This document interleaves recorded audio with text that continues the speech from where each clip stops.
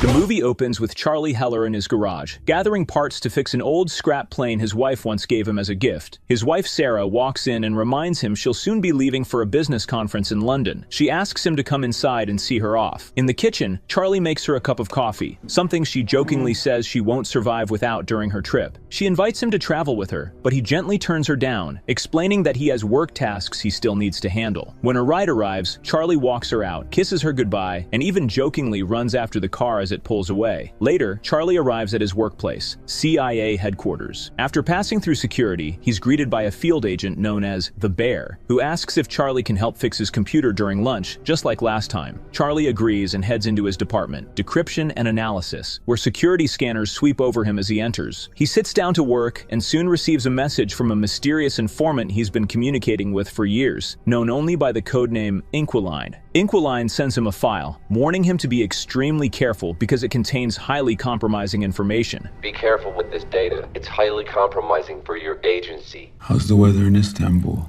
Nice try. Just a matter of time. You think? It's been 5 years, Charlie, and you're still guessing. I'll get there. I like puzzles. Not as much as I like anonymity. If I had to guess, you're a 50-year-old Russian man living in Istanbul with an affinity for Reddit boards and Turkish coffee. Charlie attempts to open the file, but keeps running into error codes. During lunch, Charlie and his co-workers spot the Bear entering the cafeteria. The others tease Charlie about being best friends with the intimidating agent. How do you know him? Charlie brushes it off, saying they're just acquaintances, and that he only saved the Bear's life once. Back at his desk, Charlie tries again to crack the file. Sarah calls to let him know she arrived safely in London, and he admits he already knows because he's been tracking her flight. He promises to call her back once he finishes what he's working on. Still unable to access the file, Charlie takes his computer into a restricted room reserved for senior staff so he can use the supercomputer. After some effort, he finally breaks through, and what he finds horrifies him. The file contains top-secret evidence of drone strikes disguised as suicide bombings, covered up by news reports. The footage shows that at least 150 people were killed, including French Special Forces and Danish Marines. Even worse, the entire operation was planned and authorized by Chief Moore, Charlie's own boss. Shaken, Charlie leaves the restricted room and runs into his friend and co-worker, Carlos. He hints that he may have accessed something he shouldn't have. Carlos warns him to keep it quiet. That night, Charlie calls Sarah, but she doesn't pick up. He leaves a voicemail telling her he misses her and asking her to call him back. The next morning at the office, Charlie walks in to find Chief Moore standing in his workspace. Moore greets him warmly. He asks Charlie if he's watched the news lately. Charlie admits he hasn't found a reliable outlet yet. Moore then asks him to follow him to the director's office. Inside, Moore introduces him to Director O'Brien, the newly appointed CIA director. O'Brien solemnly reveals that there has been a terrorist attack in London, at the very hotel where Sarah was staying. Moore then delivers the devastating news. Charlie, I'm very sorry, Mr. Heller. What? your wife has been killed.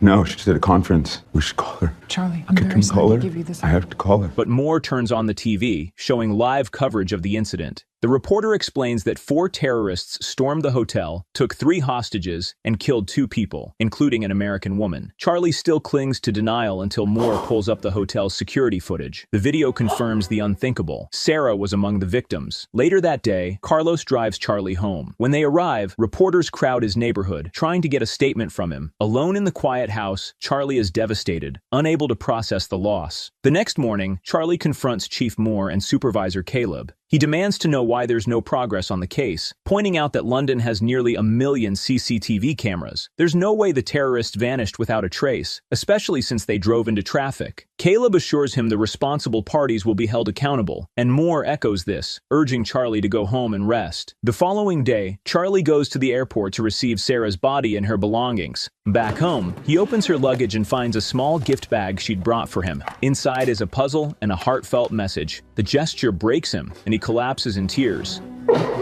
Later that night, he searches online for information about the attack. He comes across videos on X, including one featuring Sarah, but he can't bring himself to watch it. Restless and unable to mourn quietly at home, Charlie returns to work. He sneaks into the restricted room again to use the supercomputers and begins investigating the attack on his own. He hacks into the hotel's CCTV system and retrieves the full timeline, from when the terrorists arrived to when they escaped. He compiles every detail and brings his findings to his superiors. According to the footage, the 4 terrorists stole a vehicle on the east side of the city, wiped it clean of prints and DNA, then entered the hotel through the service store. They had a scheduled meeting with an Indonesian company called Impact Investment. Something went wrong, and an argument broke out in the hallway. One of the terrorists shot the company's security officers. This triggered hotel staff to call the police. Cornered and desperate to escape, the terrorists rushed into a conference room and took hostages as leverage. Sarah was among them. Get down! No!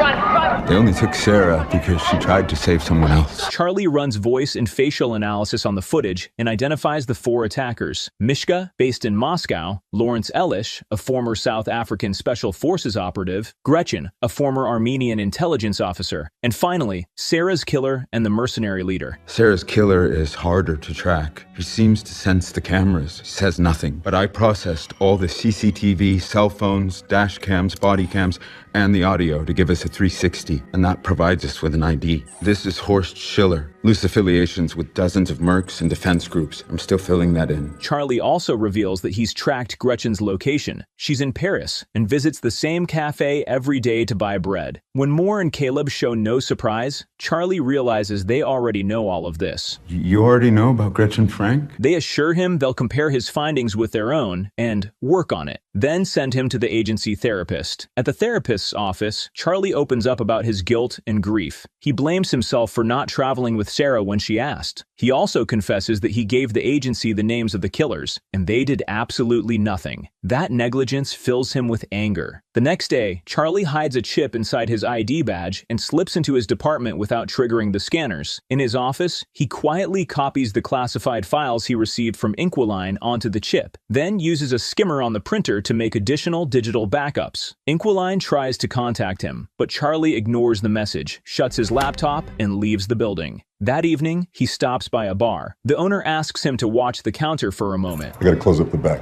I got you covered out here. And as Charlie waits, his eyes drift to the old jukebox glowing in the corner. The next morning, armed with evidence, Charlie confronts Chief Moore and Caleb again. He lays out Moore's entire history of unauthorized black ops, bombing a Syrian hospital, striking an Allied base in Yemen. The convoy? You targeted our allies. I count more than 1,000 casualties and over 400 civilian fatalities. It's only out of respect for your recent loss that I'm not throwing you out of this office. He reveals that he's activated a dead man switch. If he fails to enter a code every 5 hours, the files will automatically be sent to 2 major journalists, and within 24 hours, the entire collection will go public. Faced with this, Caleb asks what Charlie really wants. Charlie says he doesn't want them to eliminate the killers. He wants to do it himself. He demands full training, equipment, fake passports, weapons, cash, and everything necessary to hunt them down personally. Moore mocks him, joking that Charlie couldn't beat a 90-year-old nun in an arm wrestling match. But when they see he's serious, they reluctantly agree. After the confrontation, Charlie reaches his car and immediately vomits from the overwhelming stress. Back in Moore's office, Moore assumes Charlie is bluffing, but Caleb warns him not to risk it. They decide to comply for now. But once they locate the dead man's switch, or confirm he's lying, they'll get rid of him and claim it was a training accident. Moore then suggests bringing in one of their men, Henderson, to train Charlie. Charlie arrives at the CIA's training facility, where he meets Henderson.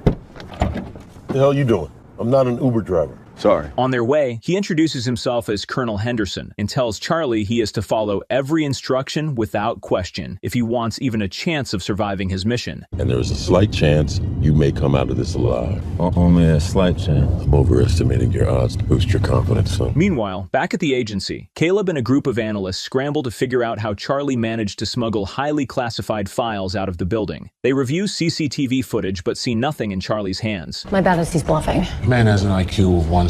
Let's not assume. They tear apart his office but find nothing there either. One agent suggests he might have used a skimmer, a device that can secretly copy data. Another argues that their systems are too secure for that. A third agent interrupts, pointing out that skimmers can be used on printers. That means Charlie could have sent the files to a printer, rewritten its software, and used a magnetic strip to extract the data. Still, they can't figure out how he got the chip past the scanners. Checking CCTV again, they find footage of Charlie buying a magnetic strip. Chief Moore suggests he might have swallowed swallowed the chip, but the body scanners would have detected that too. Running out of ideas, Caleb orders a full search of Charlie's home, but that also turns up nothing. At the training facility, Charlie begins firearms training, and it goes disastrously. He can't aim properly no matter how hard he tries. Henderson brings Charlie closer to the target, but even then, Charlie can't hit it. Only at point-blank range does he finally land a shot. The next day, Charlie takes a class on creating improvised explosives, and this time, he excels. He assembles a homemade bomb with almost no assistance. I'll be damned. Looks like we finally found something you do well, Heller. Later, Henderson drills him relentlessly on his fake identity under extreme duress, then prepares multiple fake passports for him. Back at headquarters, Caleb and an agent notice on CCTV that Charlie visited a particular bar twice, one of those visits being the day he copied the files. The agent says they already searched the bar and found nothing. Caleb orders a second search. This time, an agent finds a CD hidden inside the jukebox.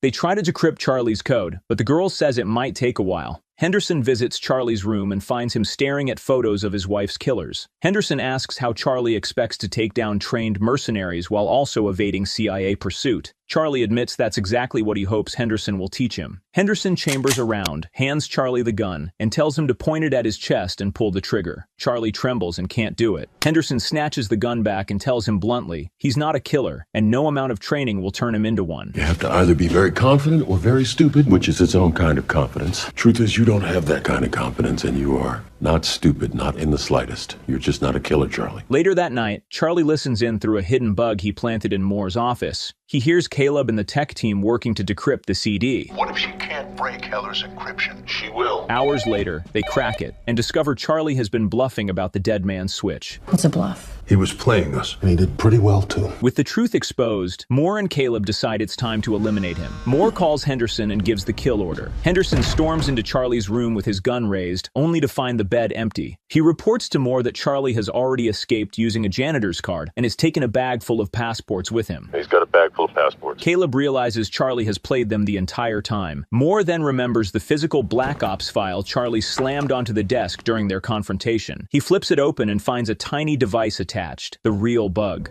Mr. Heller, bugging a CIA officer is treason. Charlie hears the message just as he boards a plane to London. Charlie arrives in London and quickly makes his way to Paris. At immigration, his fake identity checks out, and he passes through without suspicion. Back at the CIA, Caleb informs Moore that the system has flagged one of Charlie's forged passports. He entered London and is now heading to Paris. Caleb suggests alerting their liaison in Europe, but Moore shuts it down. He wants the matter kept internal and orders Caleb to contact Henderson instead. In Paris, Charlie checks into a hotel overlooking a small cafe Gretchen frequents. From his window, he keeps watch until she finally appears. Before she leaves, Charlie hacks into her phone remotely and plants a tracker. That night, he follows the signal to her apartment. From across the street, he watches Gretchen and her boyfriend prepare to go out. Once they leave, Charlie sneaks inside and uses a YouTube tutorial to pick the lock. Inside, he snaps photos of her calendar and discovers a gun in a drawer. After a moment of hesitation, he pockets it. Just then, he hears voices downstairs. The couple has returned early. In a panic, Charlie slips out and rushes up the stairs. When Gretchen reaches her door, Charlie points the gun at her from the shadows, but freezes. He can't pull the trigger. Shaken, he flees back to his hotel, out of breath and terrified. In his room, reviewing the photo of Gretchen's calendar, he notices she has a hospital appointment the next day.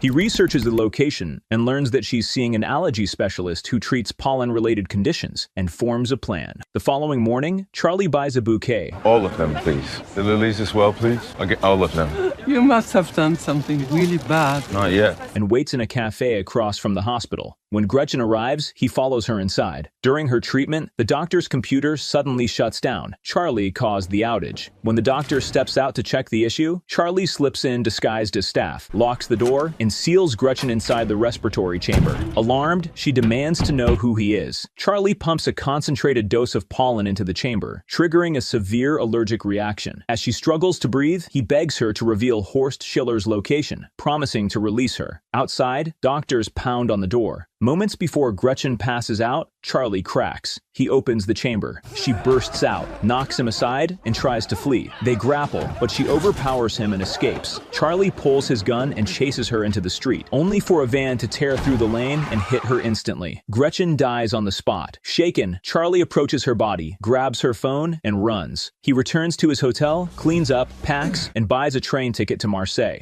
Meanwhile, at the CIA, Director O'Brien confronts Moore about Gretchen's death, especially since the French ambassador is demanding answers. French ambassador is asking. Wasn't us. Later that night, Charlie stumbles into a nightclub in Marseille. Drunk and guilt-ridden, he downs multiple shots until he suddenly spots Henderson pushing through the crowd toward him. Charlie bolts through the back exit, sprinting down the streets with Henderson in pursuit. He ducks into a small bar, but Henderson follows. Charlie rushes into the bathroom and locks the door, but there's nowhere to escape. After a few moments, he steps back out, ready to confront him. Charlie asks how Henderson tracked him down. Henderson reveals he took Gretchen's phone, and its location data led him straight there. He admits he didn't expect Charlie to survive this long, but his orders are clear. He has to kill him. Charlie replies that Henderson underestimated the one thing he's truly good at. He shows him a countdown timer. It hits 0, and a bomb explodes inside the bathroom. In the confusion, Charlie slips away into the night. Exhausted, he sleeps outdoors. The next morning, he texts Inquiline and begs for help. They send coded instructions. Following them, Charlie boards a cargo plane and lands in Istanbul, Turkey. There, they direct him to a small cafe where someone will hand him a book. Inside, he sends them a message, and at that moment, a middle-aged man's phone buzzes. Thinking the man is Inquiline, Charlie approaches, but a woman intercepts him. She hands him a book and quietly tells him he has the wrong person. She instructs him to check his phone and meet her outside. To his surprise, Inquiline is a woman, not the older man he imagined. Charlie tries to explain why he needs her help, but she already knows. It's unsafe to talk there, so she tells him to meet her at a garage in 30 minutes. When he arrives, he gets into her car and she drives off. On the way, she explains her story. Her late husband, once a KGB officer who later became a CIA asset, was the original Inquiline. According to official reports, he fell from a window 6 years ago, but that's the standard cover story for ex-KGB deaths. Before his death, he taught her everything: encryption, infiltration, survival. She still keeps loose contact with Charlie's CIA division, just in case she ever needs a favor. They arrive at her secluded home on the outskirts of the city, guarded only by roaming guinea fowls.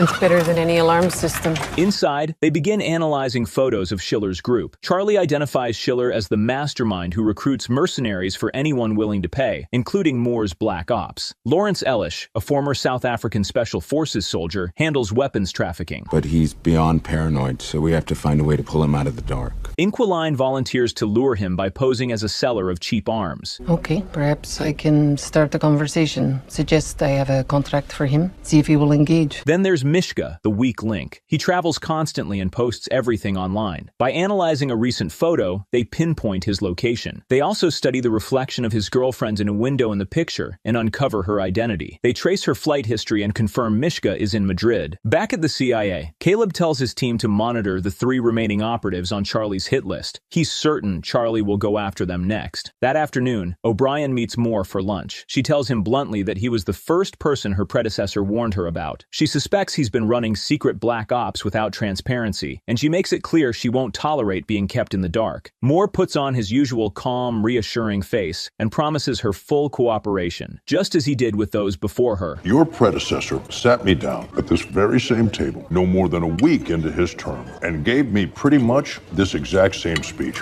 Oh, wait.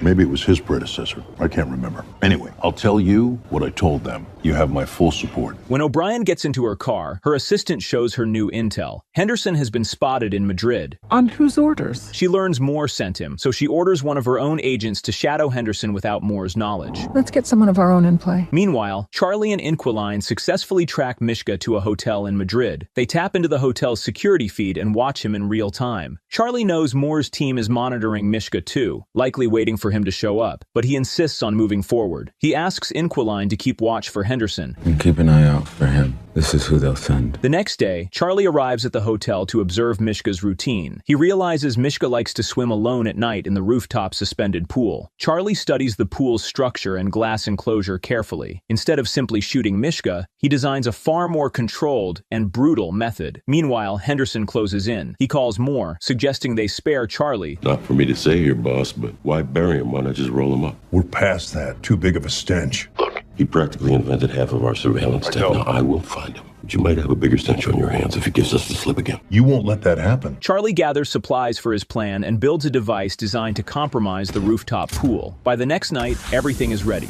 He trails Mishka through the hotel, unaware that Henderson is already close behind. In the lobby, Charlie notices a man tailing him and quietly asks Inquiline, through a hidden earpiece, to run facial recognition. Before she can even start, she spots Henderson on the security feeds heading straight toward him. The other man is CIA as well, the one O'Brien sent to shadow Henderson. Let's get someone of our own in play. Inquiline urges him to abort, but Charlie refuses. The show must go on. Charlie reaches the rooftop and confronts Mishka in the pool. He demands to know where Schiller is, revealing that he's the husband of the woman Mishka helped murder. Then he shows Mishka a small remote. Charlie explains that he's slowly been decompressing the air between the layers of the glass enclosure, and that one press will shatter the entire structure. Mishka panics and tries to climb out of the water, but Charlie hits the button. The glass cracks, then explodes outward. Mishka plummets from the rooftop to his death. Inquiline urgently tells Charlie to escape. Henderson is closing in. She directs him toward the basement, but Henderson intercepts him just in time. Before Henderson can grab him, the second CIA agent tackles him, and the two erupt into a vicious fight. Henderson swings a baton while the agent slashes with a knife. Charlie watches from the doorway as Henderson slams the agent's head into a washing machine. The agent pulls a hidden gun from his sock and shoots Henderson in the stomach. Henderson wrestles the gun away and fires a round into the agent's head, killing him. Charlie hesitates, wanting to help the wounded Henderson, but Inquiline pleads with him to run, so he does. Back at CIA headquarters, Director O'Brien summons Moore. She asks where Charlie is, and Moore claims Charlie is still on bereavement leave and unreachable. He promises to update her if anything changes, but once Moore leaves, O'Brien looks at her screen, a surveillance image of Charlie at the Madrid hotel, and realizes that her subordinate has been playing a double game, keeping her in the dark.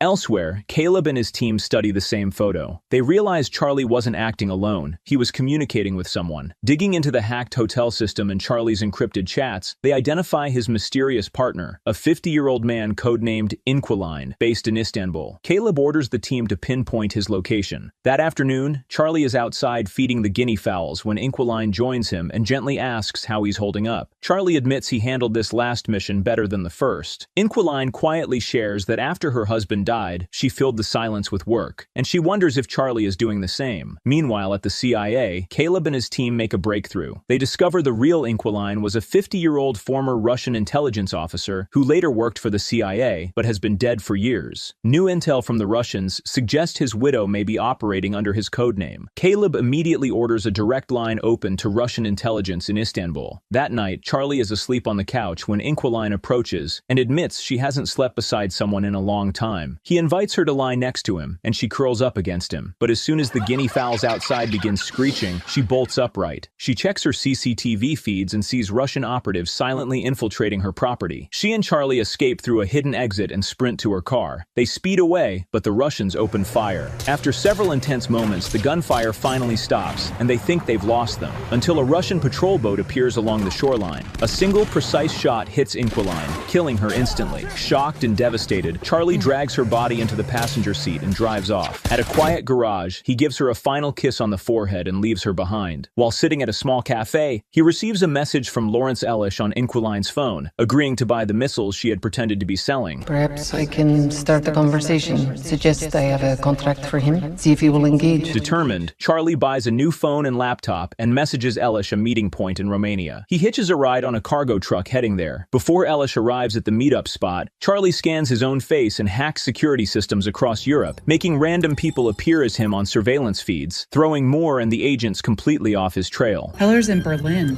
What? This was 40 minutes ago. When Ellish finally arrives, Charlie calls the phone he left waiting on a chair. When Ellish answers, Charlie instructs him to open a box containing the missiles. The moment Ellish lifts the lid, an IED Charlie built activates. You drop the lid, move away, or cross the beam, it detonates. Charlie steps out of hiding and confronts him. He tells Ellish to look at the photo of Sarah taped to the box and demands Schiller's location in exchange for defusing the bomb. Terrified, Ellish reveals that Schiller is usually on his yacht somewhere in Russian waters. He says he delivers weapons to Primorsk, a major Baltic port, and contacts Schiller's men, Simon and Christoph, using a secret numerical code. Charlie demands the phone, the code, and the men's names. He takes them, walks away, and ignores Ellish's desperate pleas. Where you going? You jump really fast. You might survive the blast. Please, wait!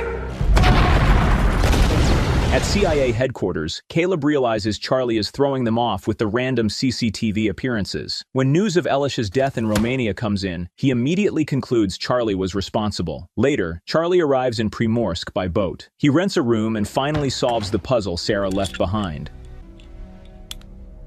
The next morning at the seaport, he spots a suspicious pickup truck. 3 men exit. Charlie sends the secret code to one of Elish's numbers, and one of the men instantly checks his phone. They're Schiller's crew. Charlie tails them and sees them loading bags onto a small boat. He snaps a photo of the vessel, then ducks into a nearby cafe, only to run into the bear. Confused, Charlie asks if he's there to kill him, but the bear calmly says no. He admits Charlie has surprised him. You think they're gonna let you leave Russia? I mean, how does that even work? How do you leave here? The only way you leave here is in a box. But if you walk out of here right now with me, I can help you. The bear insists no one sent him. He came on his own to save Charlie. What are you looking for? I don't know, my assassin. Your assassin? Yeah, what do you think? What does an assassin look like? I mean, it can't be anyone, huh? I mean, even a slight little nerdy fellow likes to work on computers. But Charlie refuses, saying he can't quit until he finds the man who pulled the trigger. Home doesn't feel like home without Sarah. The bear understands, stands up, and walks away. That night, Charlie buys a smartwatch, tape, pliers, and other tools, then uses the boat's registration number to trace it back to Schiller's main yacht. The next morning, he approaches one of Schiller's men from the day before, casually asking about his partners, but the man eyes him suspiciously, shrugs him off, and walks away. That night, Charlie studies Schiller's usual sea routes and realizes the Gulf of Finland is close. The following morning, as he watches the 3 men load into their small boat again, one of them creeps up behind him and knocks him out, sending Sarah's puzzle falling from his hands. The men take Charlie to Schiller's yacht, and at last, he comes face to face with Horst Schiller himself. Schiller holds up a bomb, one Charlie planted earlier, and scoffs, saying he's insulted Charlie thought something so primitive could kill him. Charlie calmly tells him he knows all about the secret Black Ops missions Schiller carried out for Moore and Caleb, but that isn't why he's here. He reveals the real reason. Schiller murdered his wife Sarah, and he wants revenge. Schiller explains with chilling calm that Sarah's death wasn't personal, just necessary. Police were blocking their route, so he killed her to send a message. He even apologizes for it, claiming she died bravely. Then he shifts the conversation, asking why Charlie killed his men from a distance and in such brutal ways. Schiller smirks and says it's because Charlie can't take a life up close. You are not so different to me. Killing these people to find your way here to me. Has it made you feel better? I won't know till I've killed you. It was an instant. Your wife? No, it wasn't. That you tortured my colleagues, dropped her men 16 stories, suffocated a woman in a locked chamber. Your elaborate murders from a distance. And you know why? I do.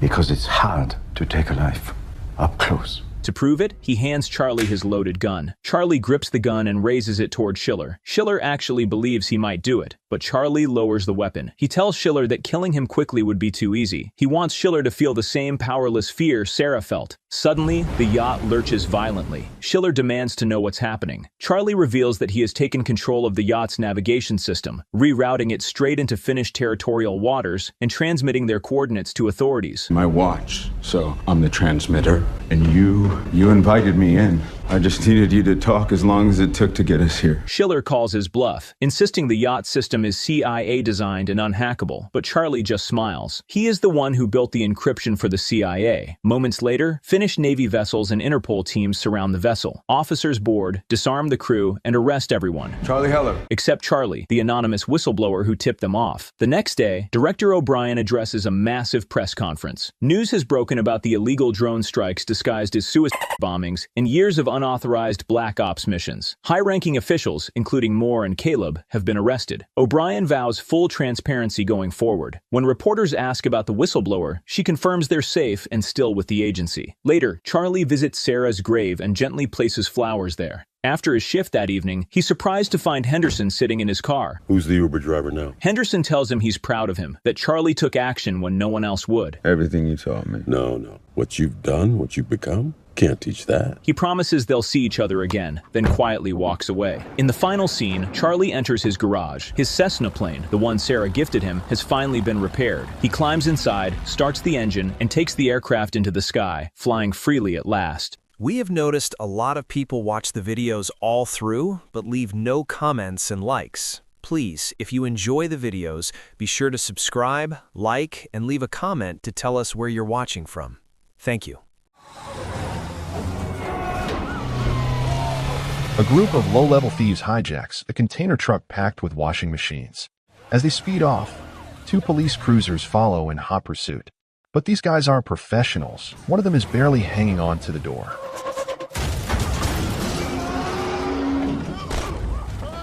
To shake off the cops, they start throwing washing machines off the truck, crashing them onto the road behind. One police officer gets hurt in the chaos, forcing the rest to call off the chase. The truck disappears onto the highway. Meanwhile, in Gotham City, Detective Walker is out shopping for Christmas presents for his daughter. On the store's TV, a news anchor reports that Lawrence Beaumont, a well-known businessman and dirty politician, has just been cleared of all charges. The shopkeeper watches in disgust and mumbles, "All politicians are corrupt." Support our campaign for urban regeneration. Walker later calls his ex-wife, asking if he can speak to his daughter. But she shuts him down, saying the child is asleep. During the call, Walker notices his partner has gone missing. He follows a noise and finds rookie detective Ellie, who just knocked a man down the stairs for beating his wife. You better arrest that asshole. He beat the shit out of me. Walker scolds her. They're homicide detectives, not patrol officers. Domestic calls aren't their job. He pulls her out and takes her to a real murder scene. In Chinatown, the Triad leader Sways and his men have been gunned down. It's a massacre. Ellie pulls CCTV footage from a restaurant above the crime scene. Two suspects with a pistol are seen running away. But Walker knows something's off. A single pistol wouldn't be enough to kill a whole gang this fast. Is she supposed to have killed him with a pea shooter? I don't think so. He finds a blood trail at the back exit and tells Ellie to check every hospital nearby for any wounded man who might have gotten away. Walker doesn't wait. He heads straight to Lawrence Beaumont. He shows him the footage and demands to know where his son Charlie is. Lawrence acts clueless, claiming he hasn't seen Charlie since his wife passed away. But Walker doesn't care whether Charlie's innocent or not. All he knows is now the kid's caught in a gang war. Lawrence fires back, bringing up Walker's past, dirty cases, favors, and the crimes he once helped cover. But Walker doesn't flinch. He reminds Lawrence that he's already paid his debt. He helped keep him out of prison once. Now it's time for payback. So what do you want from me? Walker tells him what he wants, find Charlie, and then both father and son leave the city for good. Lawrence, despite still running for mayor, agrees. Get him back. The next morning, Walker returns alone to Chinatown. His search for the wounded suspect leads him deep into Triad territory. After roughing up a few gangsters, he finally gets a lead. He finds the injured man hiding out and demands answers. The man explains the shooters wore hockey masks. That's all he knows. Frustrated, Walker turns to Doctor, who also happens to be one of his longtime informants. He warns him, next time, call me first.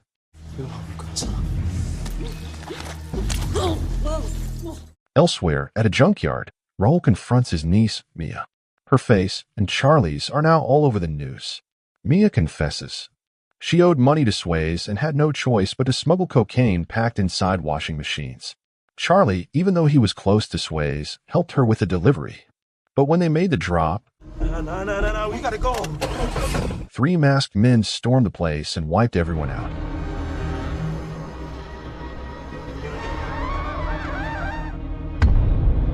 Only a warning from friends outside saved them. Get the fuck out of there now! Rolf doesn't waste time.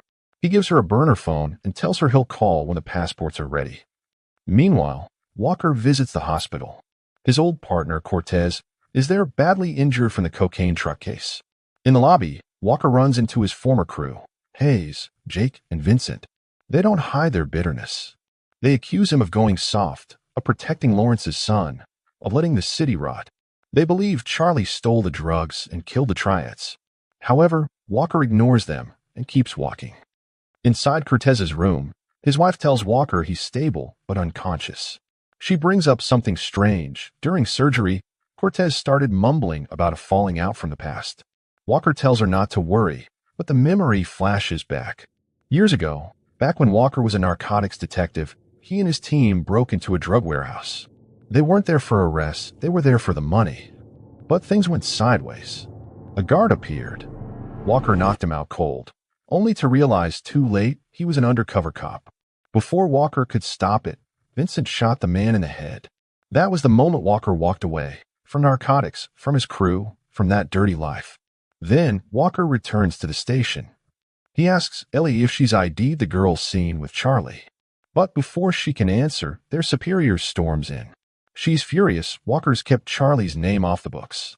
She pulls him off the case and hands it to another unit. But Walker isn't done. He leans in and quietly gets what he needs. Ellie gives him the girl's name, Mia, and her workplace. She also mentions Sway's mother has just arrived from China. At that same time, Lawrence's car is ambushed. A motorcycle pulls up. Triad gunmen unleash a hail of bullets. The bodyguards don't stand a chance. Lawrence is taken alive. Walker, now working off the grid, heads to Mia's workplace. There, he runs into Raul and casually claims to work for Charlie's father. Before Raul can catch on, Walker quickly grabs his phone and sends Mia a message. He tells her where to meet for the passports. Cool. That night, Walker meets Mia at a nightclub lit with neon shadows and restless energy. He tries to earn her trust, insisting he's on her side. But Mia hesitates, unsure. Her eyes scan the room and then freeze. Vincent and two men are heading toward them. She panics. These are the ones who killed Sways. I know you play hockey. Vincent demands Mia, but before anything can happen, chaos explodes. Triad soldiers storm the club, knives flashing. The dance floor turns into a war zone.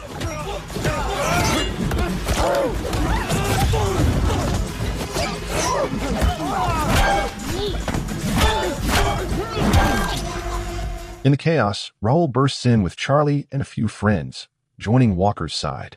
They fight back, but the crossfire is brutal. Raul goes down. Hayes, too. There's no time to mourn. Walker grabs the wounded Charlie and pulls Mia out of the chaos. They escape in a shot-up car, tires screeching, smoke rising. The car is so torn up, it looks like it just survived boot camp. Driving through the night, Walker starts putting the puzzle together. Vincent and his crew weren't after justice, they were stealing the shipment for themselves. Walker calls Ellie. He tells her to be ready. When Cortez wakes up, he'll have the truth. How can you be so sure? Because he's my friend. Vincent, Hayes, Jake, they're all involved, right? They weren't in pursuit of the fucking truck. They were after the coke inside it. Back at the hospital, Ching, Sway's former second-in-command, gets a call from Vincent, who's pushing for a deal. But Ching doesn't bite. He says Sway's mother is in control now, then hangs up and turns deadly. He walks into Cortez's room, shoots the guard, and silences Cortez for good. As he turns to leave, Cortez's wife and Ellie step into the hallway. Without warning, he fires. Cortez's wife collapses, and he bolts. Ellie gives chase, firing through the stairwells. Finally, she wounds him and makes the arrest. With Ching in custody, Ellie makes her next move. She visits Walker's ex-wife, pretending it's police business. She needs a location. The trail leads to Walker's cabin. Before she leaves, Ellie forces Ching to make one last call. He dials Vincent, setting up a fake deal. Vincent and Jake show up, ready to offload the cocaine. But from the shadows, Ellie strikes. She appears from a cargo train, weapon drawn. She locks them down. They can't walk away. They're under arrest. At a quiet cabin near the edge of the city, Walker sends his location to Lawrence, unaware that Lawrence is already in enemy hands. Minutes later, Triad members arrive without warning. They spray the cabin with bullets, tearing through the silence like a storm. Walker reacts fast. He and the couple dive for cover, returning fire with everything they've got. Inside the house, it's a full-blown siege. For a moment, it feels like John Wick territory, one man against the world. Walker takes down wave after wave, but even heroes get tired. The Triad forces grow too many. Charlie and Mia are captured. Walker stumbles into a brutal hand-to-hand fight with the Triad's top assassin. The clash is fierce. He ends it with a harpoon gun, the weapon slamming her back. But the victory costs him. He fades into unconsciousness. The Triad leader arrives, flanked by bodyguards, bringing Lawrence as a prisoner. Still blaming Charlie and Mia for Sway's death, she forces Lawrence to play Russian roulette, threatening Mia's life. She wants them to suffer like she did when her son was killed. But Lawrence lowers the gun, choosing mercy. Ellie arrives just in time, bringing the truth with her. She's dragged in Ching, along with the dirty cops and the cocaine shipment. In front of everyone, Ching confesses. He admits he was the one who gave the order to kill Swayze. His jealousy ran deep. Power was passed to his nephew, not him. But before anyone can react, Jake lunges forward. He pulls a gun and fires at Charlie. But Lawrence throws himself in front of the bullet. The shot hits. He dies in his son's arms. Chaos breaks loose again. Gunfire erupts. Walker, now awake and running on pure grit, opens fire. In the shootout, Ching kills the Triad leader and her guards. But Vincent, still alive, shoots Ching down and flees with the cocaine. Walker gives chase. Just as Vincent tries to climb onto a moving train, Walker shoots him from behind. Vincent falls onto the tracks, wounded, but he doesn't quit. He pulls the trigger one last time. Walker takes a hit, then fires back. Vincent drops. It's over. Back at the cabin, Ellie and Jake exchange gunfire. Jake raises his weapon to finish her, but just in time, Charlie guns him down. Payback for his father. As sirens wail in the distance, Ellie lets Charlie and Mia slip away into the night. Then she finds Walker, wounded and fading. He pleads with her, arrest him. She hesitates. He tells her again, don't become like me. In the end, the corrupt cop chooses redemption. Thanks for watching till the end. On this channel, I bring you everything from chilling horrors to intense action and deep drama stories. So if you enjoy recaps like this, don't forget to hit subscribe. And I'll see you in the next video.